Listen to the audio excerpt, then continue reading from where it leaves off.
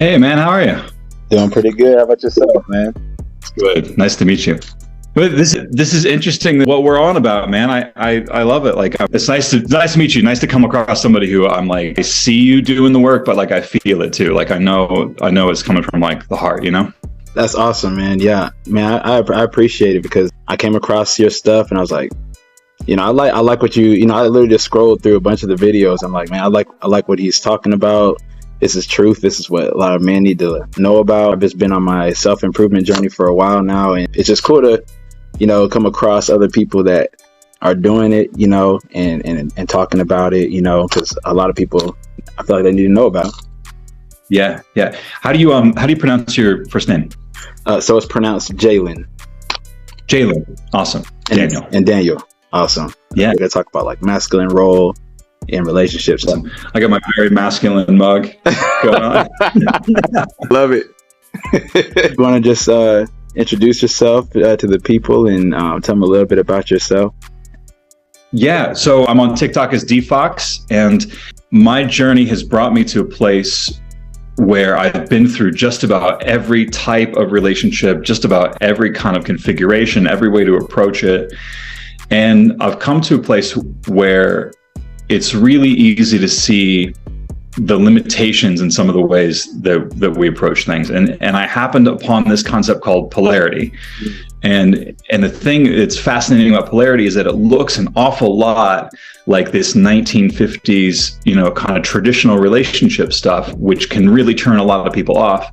But it's not coming from a place of being dogmatic. It's not coming from a place of like being religious or fundamentalist. Right. It's actually like, oh my gosh, this is how things work, that in like a cycle that keeps things spinning upward instead of spinning out. Yes, absolutely. I agree. And the funny thing is, when you talk about polarity, that's something I didn't even know about until a few years ago. And I've been in a lot of different types of relationships. I've dealt with, crazy women. I've dealt with interesting women, independent women. I've dealt with all different types. But one thing that I realized that always needs to be in the relationship is the polarity, and the polarity in the right way, where it's the masculine and then the feminine, and not the other way around, where unless the people just want it to be that way, where the woman wants to be in charge, and, that can work if that's what they want, but there's always going to be a polarity, masculine and feminine. Yeah. When I first heard about it, it was introduced to me as like a sexual concept that if you do this thing, if you have like a dominant role and a submissive role, man, it's going to ignite your sex life. You're going to feel this heat. You're going to feel this passion, this draw to each other. And I was like, that's fascinating. For some reason, I didn't care. Like when I heard about it in that frame, I was like, this sounds kind of kinky. It's not really what I'm into. It's not really what I'm up to right now.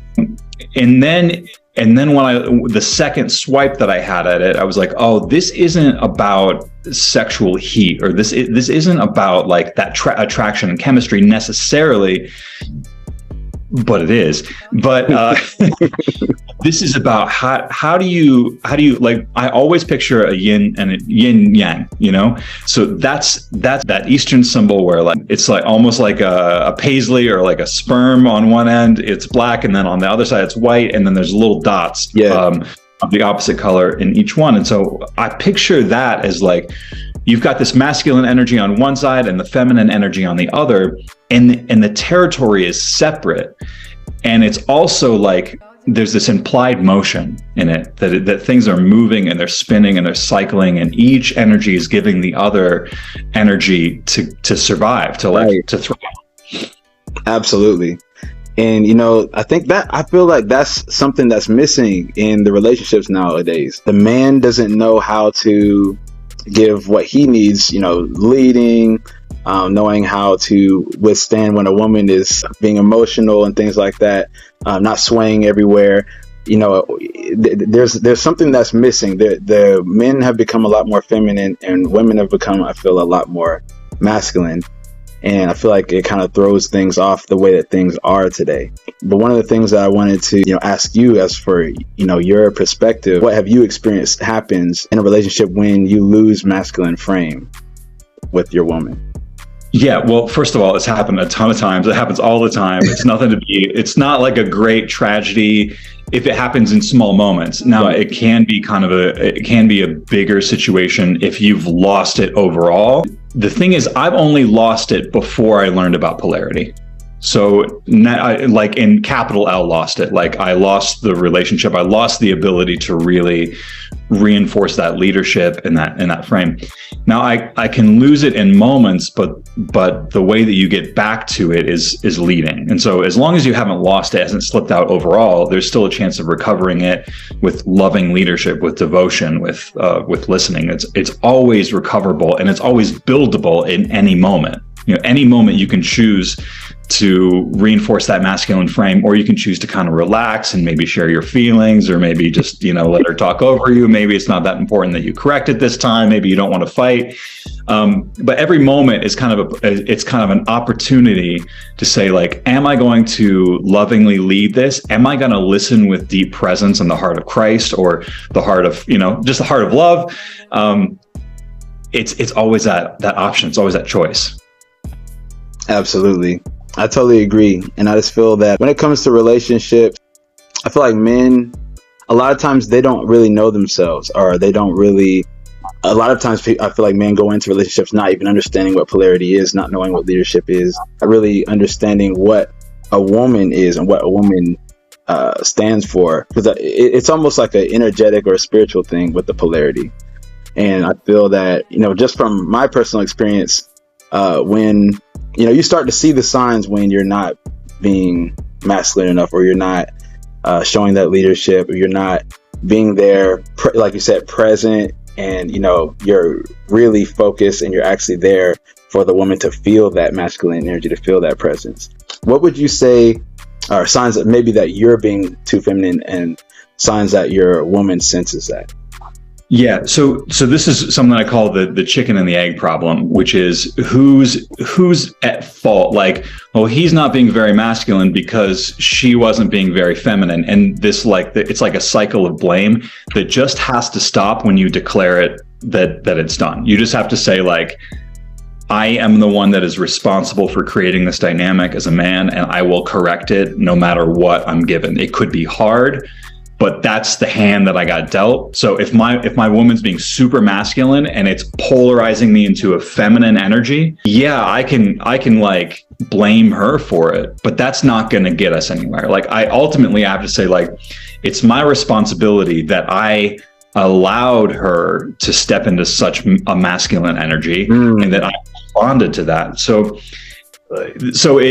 early on in the explorations of polarity, it's really easy to blame someone else for the fact that you're not holding that masculine frame, because women throughout the world are like the bell curve of where culture is at right now is masculine, boss bitch kind of women. Like, they're gonna try to dominate you. Right. That's just the scene. And so if you're new to it and you don't know how to notice it and call it out lovingly, well, then it's gonna polarize you into this, like, oh, I'm sorry, babe. Like, it's gonna send you into a place that you don't want to be. Absolutely. Do you think that a masculine alpha style man can be with an alpha style masculine woman? No, because it's something I call two dicks, no hole. Two dicks, no hole. Two dicks, no hole. Yeah, and so you can understand the frustration when you have, let's do this. You have a certain amount of space in the relationship, right? Doing this over my face, like I want. I should do it over here. So I'm not trying to put my face in. There's a certain amount of space in the relationship. And just like a yin and yang, like one is giving and the other's receiving, and that receiving is moving and making space for the giving. But if you've got two dicks and no place to put them, like that is that's a territorial power struggle. Like that's something that causes irritation in a man who's trying to lead. It causes irritation in a woman who's in her masculine energy and trying to lead. And ultimately, like, you have two people who are fighting over the same territory, the same energetic territory in a relationship. Now, the inverse of that, we'll do it over here, is two holes of dick. or what a lot of women experience as lesbian bed death. Like you get two feminine energies and no one is initiating. No one knows where to go for dinner. Nobody is having sex because they're both, there's this innateness where they're expecting to receive, where they want to lay back and receive that energy. And so you've got these two feminine energies. And not only are they both expecting to receive, they're both dancing all over the place. They're both just exploring this and exploring that, and now that's great.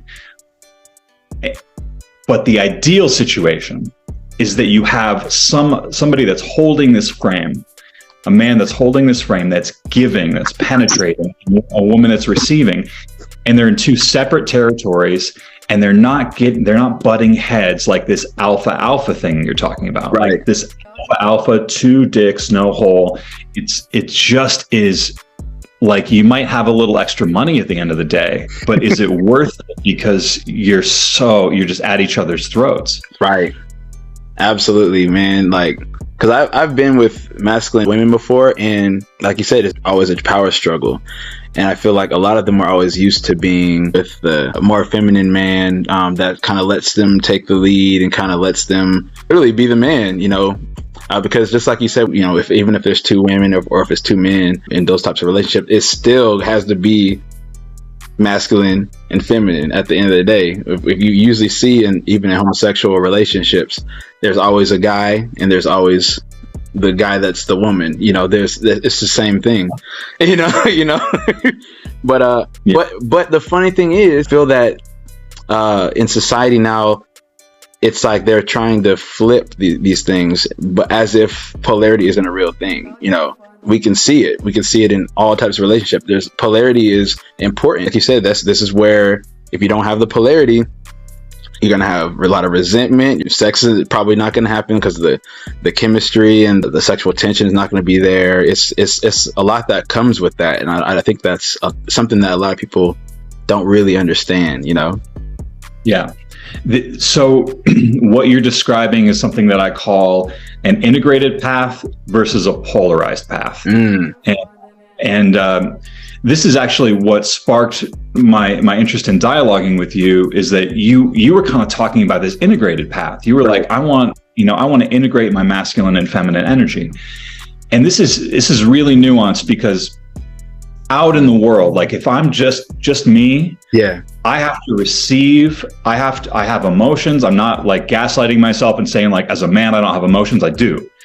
It's just that in a relationship, as soon as I stop imagining myself as just this self-contained person, and I go into a relationship, I am in a role in that relationship that I want to be as close to 100% masculine as I can be. Absolutely. Because that is most in service to her femininity.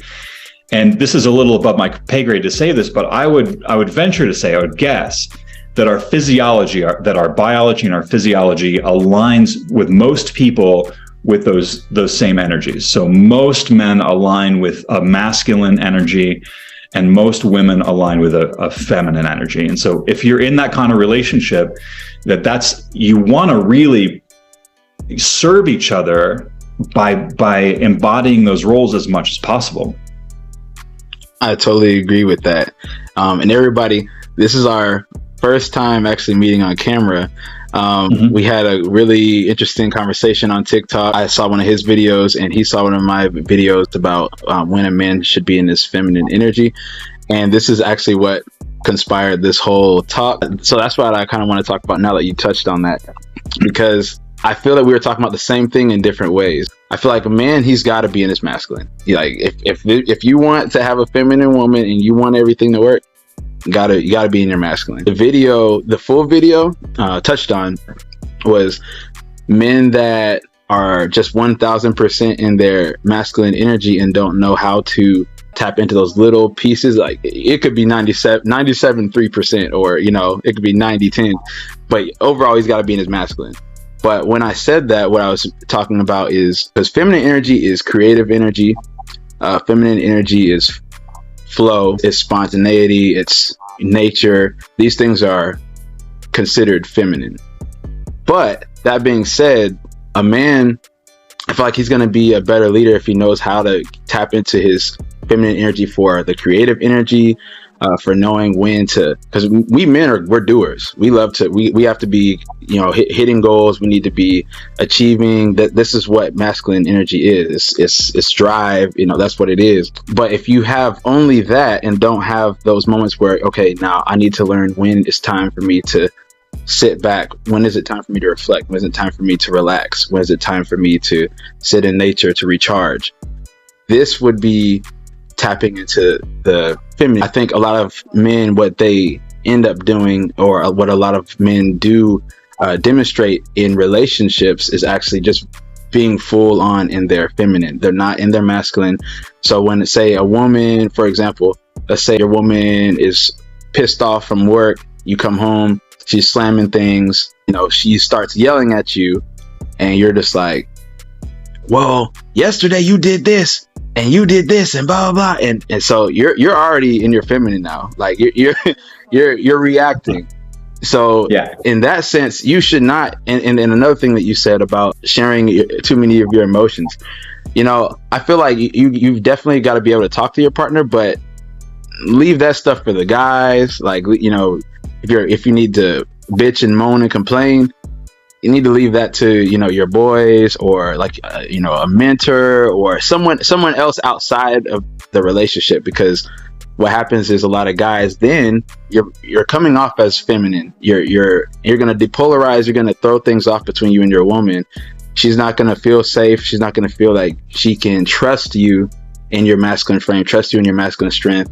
When a woman comes at you in a certain type of way, or it's really emotional, we need to learn how to be the rock and to navigate through the seas of a woman's emotions. You feel what I'm saying? That's 100%, right? So you don't bring it into that context of relationship. Like this is kind of an edge for me. I don't have this totally formed yet, but if we're going to talk about these two paths, the integrated path and the polarized path, I believe that the polarized path requires that someone have some type of faith beyond the veil, like some type of understanding. And I'm not coming from a Christian frame or an Islamic frame. I'm not coming from anything, but I think that this is like a downline situation. If you've ever been in an MLM, like you've got like the people below you in the MLM. And so as a masculine man, we are here receiving, like we have spiritual and emotional needs. I mean, we're receiving the gift of life right now. That comes from the divine, however you want to conceptualize it. Source, God, the divine. You align yourself as receiving from God. Absolutely. If you've replaced God with her, you're fucked. Oh, that is so true.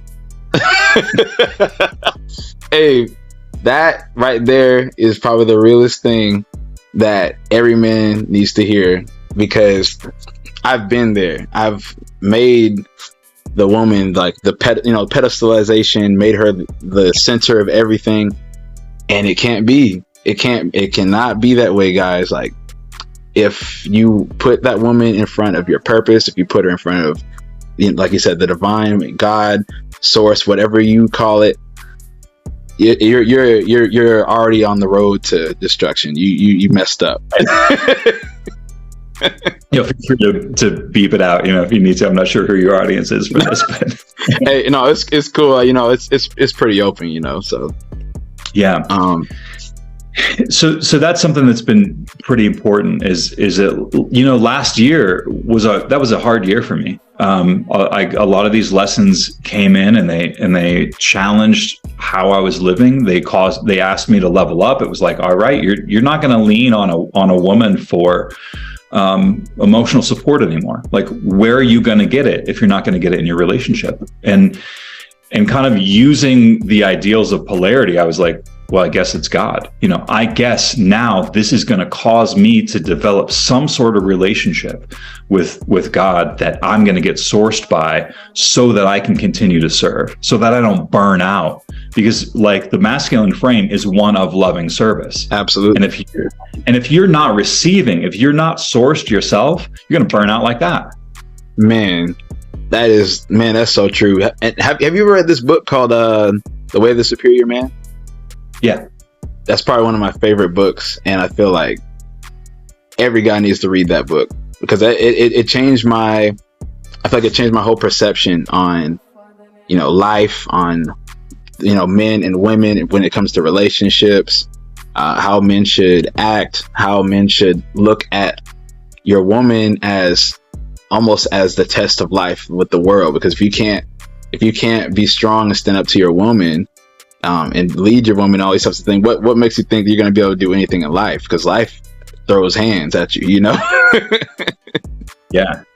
There's one thing that so I got into this book years ago, The Way of the Superior Man by David Deida. And there's one piece of it that I'm not sure I understood correctly, because now as I understand polarity, I'm like, this didn't quite sit right with me. And it was this part that we're supposed to be this lighthouse in her storm, and that she's going to be able to just throw abuse at you and you're just take it. And there's a distinction there. Like, we are the lighthouse. We will be the lighthouse. Right. However, if something crosses over the line from emotional expression into blame, judgment, or leading, that's when it gets called out. That's when I say, listen, babe, I have all the room in the world for you to express your emotion. But if you step into my territory of judgment, blame, or leading, then I'm gonna call it out lovingly. I'm gonna just say, just tell me how you feel. I got all the room in the world for your anger, for your hatred, for it to bubble up. But if you start aiming that at me, if that starts getting abusive, then I'm gonna lead you lovingly back into your feelings, because we got to get all those out. Absolutely. I feel like in relationships, I'll just use myself as an example. In the past, I've gotten to issues like that where women would start to blame, or they start to show judgment and things like that.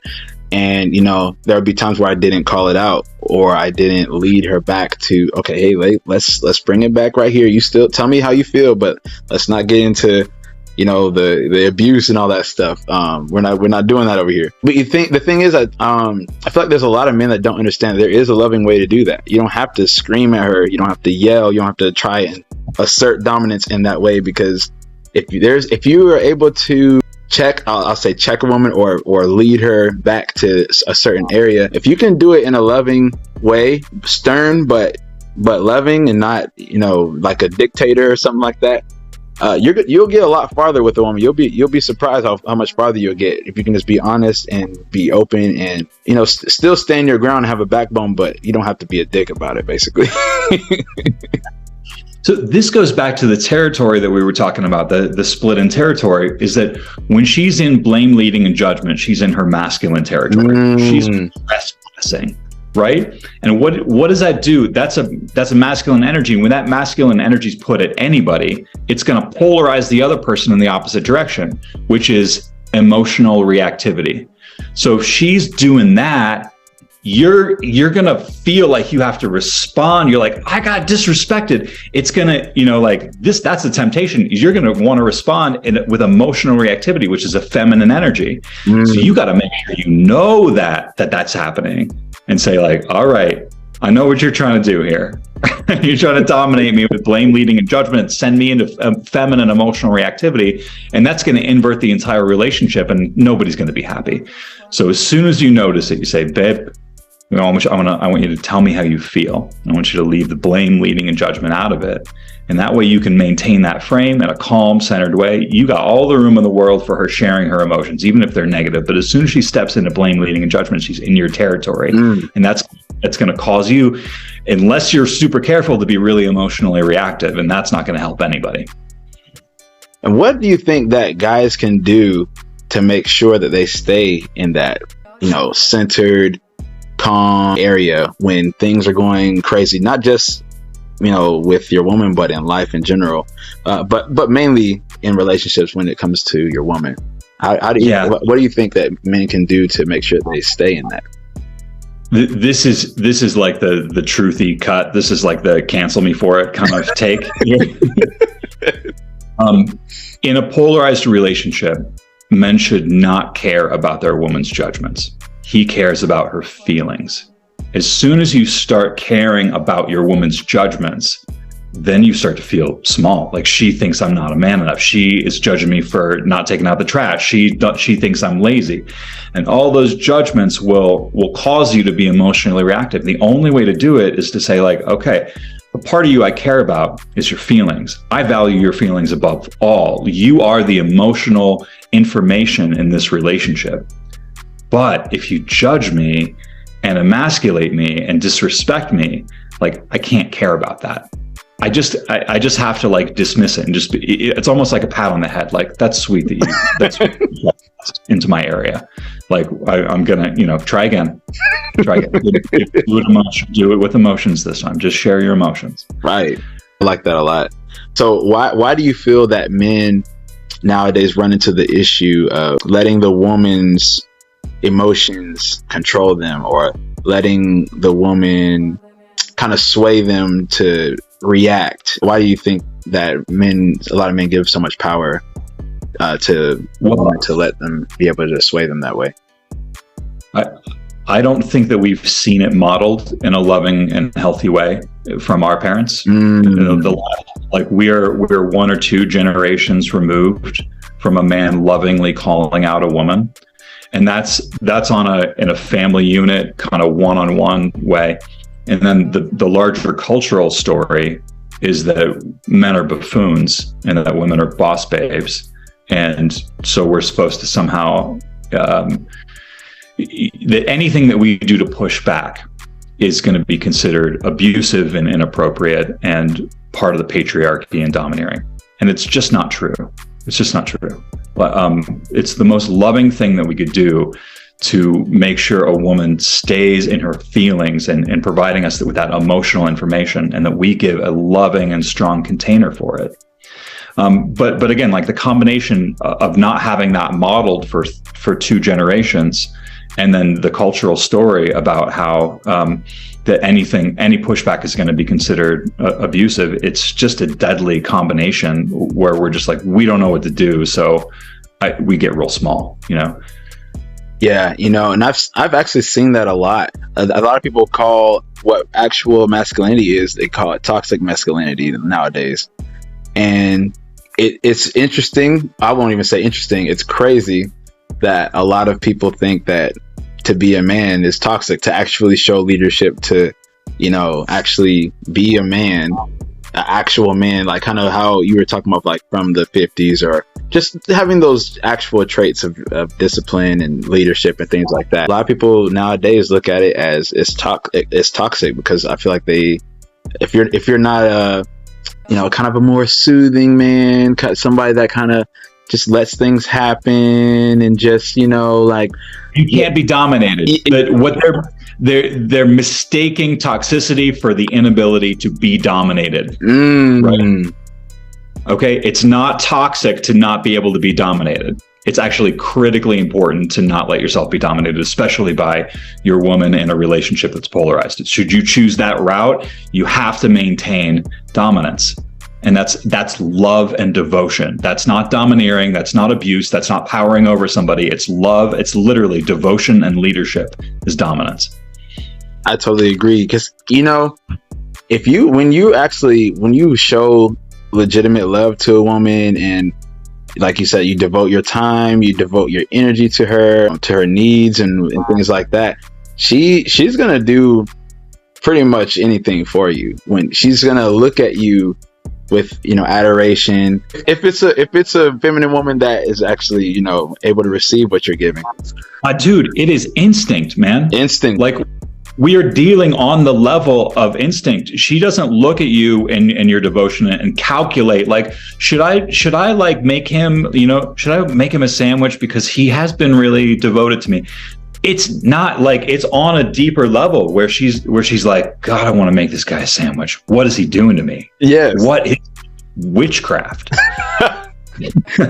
It's funny that you say that, because I experienced this. I experienced it before, but I really experienced it for like the first time when I'm actually being intentional with what I'm doing. And there's this woman, we spent like a couple of days together, and I took care of everything. I paid for wherever we were doing. I just made sure that We had a good time. We was laughing, and it was all good. It was great, good energy. Let her be feminine, and I bought the food, and then when we got back to the place, she's like, she started cooking, and she started cooking the food, and she was just like, I don't do this. Like, I don't even.